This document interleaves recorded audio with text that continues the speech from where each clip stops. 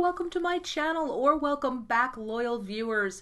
I'm Carrie, the nosy housefrau, and today I'll be sticking my nose in from a distance on the hot topic that is the coronavirus. Weird topic to pick, a lot of people are avoiding it, but I saw people on Twitter going, "You beauty influencers, they're talking about makeup while people are dying." Take it from someone who works in hospice, we're always talking about makeup while people are dying. But I see your point.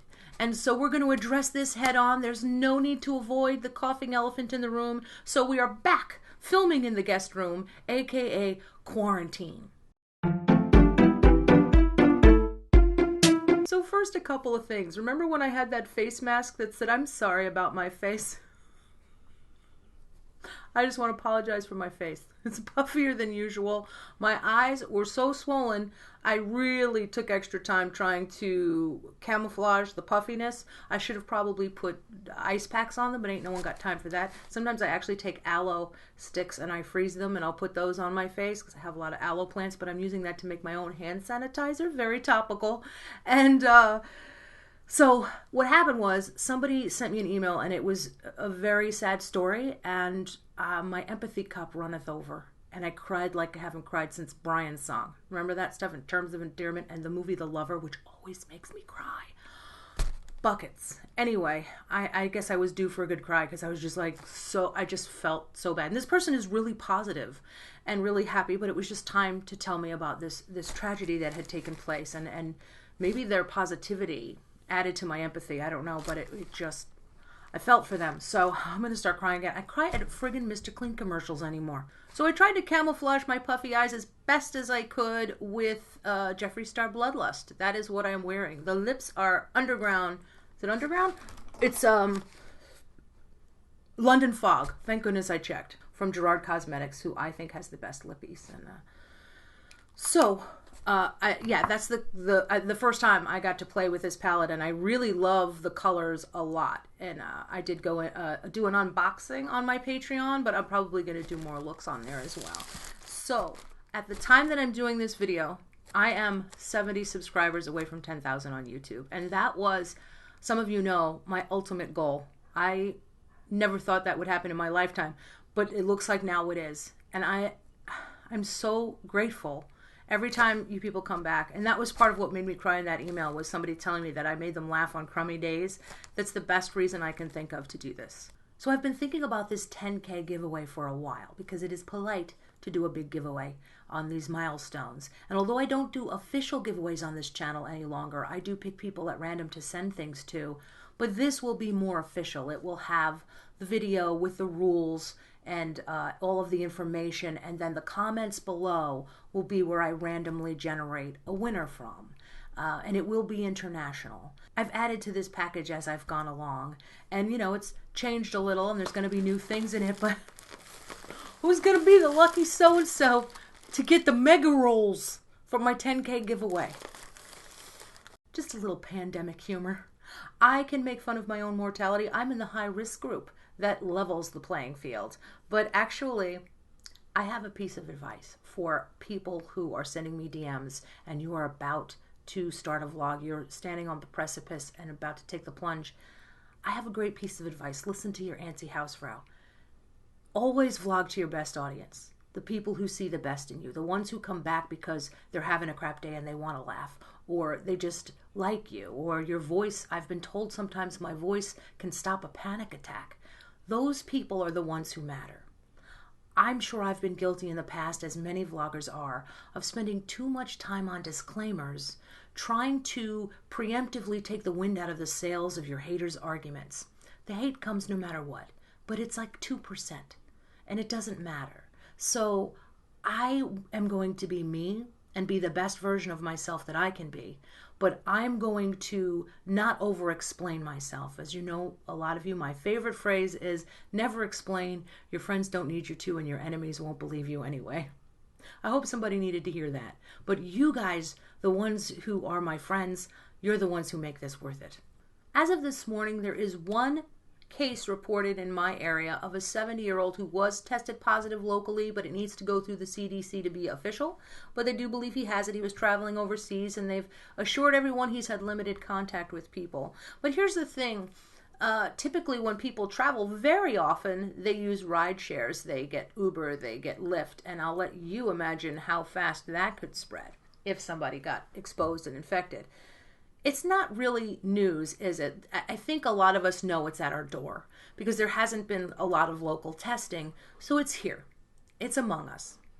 And if you feel confused about the reports, you should be, because there are conflicting reports. Sometimes you hear everybody's going to die, and then you hear, don't worry about it, it's just cold. Really, the timing of that?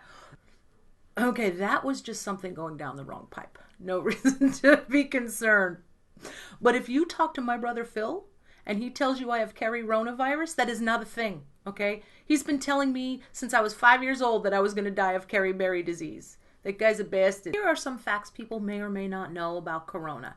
It is partially a concern because it's new. We haven't had this virus before. It is a cold virus, but it's new, and we have not built up an immunity to it. A lot of people have compared it to flu, but we've had the flu for a while, and that is in the rhinoviruses. So this new cold virus is potentially deadly partially because we have not had it around us for long. The good news is Canada, oh Canada, we love you, has isolated the coronavirus, and that puts us a lot closer to getting a vaccine for this. So will things always be closed and this much of a problem? No, not with this virus necessarily. I think there will be a light at the end of the tunnel, and things will adapt to it, will adjust to it. Certainly we've never had anything like this happen in my lifetime, so it is kind of scary, but you know, fear is useless. Take precautions, like I am keeping a very sterile home. I'm self-quarantining. So far I have not developed a fever. I seem to have a cold, not the cold. If you've seen Tom Hanks news, you know that diabetics are in a high-risk group because viruses thrive in our blood sugar kind of blood. So there's a reason to keep your sugar under control, and that's all we can do. Now, if it turns out at the end of these 14 days or more, whatever, I still am, you know, disease-free, what I want to do, since I've networked with a lot of people in my community, is probably I'll do some food drops where from my very sterile kitchen, I will put together some meals and drop them on, literally on doorsteps. I made a joke about that the other day, like leave the food and go. But that's kind of what we've already started doing. In fact, programs like Uber Eats are just doing door drops. My husband at first, like even 2 weeks ago, people were a lot less concerned than they are now. And my husband, I joked with him that he went and touched everything in Toledo and then handed me my coffee from the rim. I was like, are you trying to kill me? And like 2 days after that, he had a different attitude towards it, and then he felt really bad, so that I felt bad for my bad joke. It happens sometimes. We just have to forgive ourselves and move on. He works in hospitals. And he took to not having people sign for anything because he delivers and picks up and drops off specimens. So people usually take his phone and sign. And he's like, I'll type your name in. You know, his thing is like, are you trying to kill my family? So he's doing a whole lot of Purell. And of course they have Purell all around hospitals and automatic doors that you don't have to touch and things like that. And we keep Purell in the car, and we do our doorknobs and handles and everything else. These are things we can do to try and keep our environment as sterile as we can, but also do things to take care of your immune system. Like people are trampling over the health foods to get to the toilet paper. And there's medicine in good food. Lots of vitamin C, lots of sleep and hydration. You know, take care of yourself, and because your immune system will save you better than almost anything else. So you really want to do the best to take care of yourselves and not be too glib or careless. The social distancing thing is a great idea. So right now, places look like a ghost town, and I'm a little concerned about that because people are out of work. My stepson is a wonderful chef in Cleveland, and it looks like the governor's going to shut down restaurants and bars. Instant update. My husband just walked in after I filmed that part to confirm that the governor has in fact ordered all restaurants and bars closed. This is true for Ohio and Illinois. As of 9 p.m. tonight, there is a total shutdown so that we can contain the spread of this virus more. They are concerned that they won't have enough facilities. ProMedica is taking steps right now. They've designated another building. ProMedica, if you don't know, that is the Economy of Toledo. It is our big hospital. Thanks to ProMedica, my house appreciated a lot, because right after we bought our house, they bought up like half of Toledo and have to move in everybody from other cities and states, and it's a booming business, and Jeep renewed their contract. So things were looking up, other than water. But then, this has happened, and it's really going to cripple the economy for a little bit. So thankfully, they passed the bill that hopefully will help families out of work. And that's what I'm concerned about. People with other businesses. Obviously, the drama business is booming because people are going to have to stay home more and watch videos more.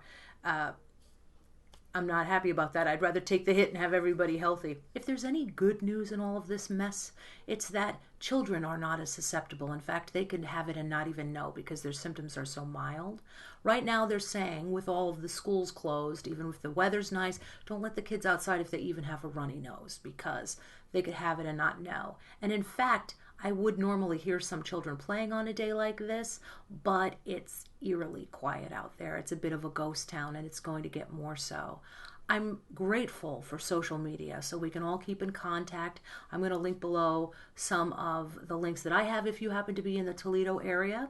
We're all sort of forming this community of people who are helping, and we're going to do door drop-offs, not just meals you can make, but you can drop off groceries through Help Feed Toledo, which is a wonderful organization run by amazing women. So now that we've had this serious conversation, I'm going to still talk about drama and beauty and other things that go on in the world, maybe do recipes. Yesterday, I painted a room in Grey Gardens here. It got a little facelift, in case something happens to me and my husband has to sell the house quick.